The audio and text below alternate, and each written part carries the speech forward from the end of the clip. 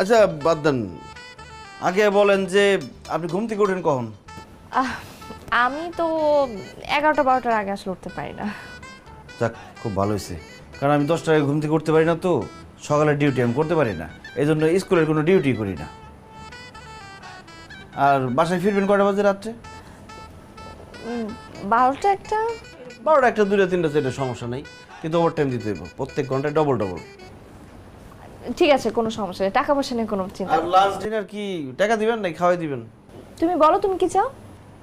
টাকা দিয়ে দিন, কারণ আপনারা কি খাওয়ান দিবেন না দিবেন তা তো ঠিক নেই, আমার পছন্দ না হইতে পারে।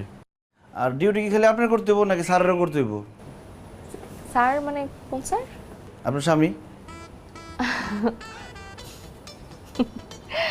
না না, আমার আসলে হাজব্যান্ড নেই।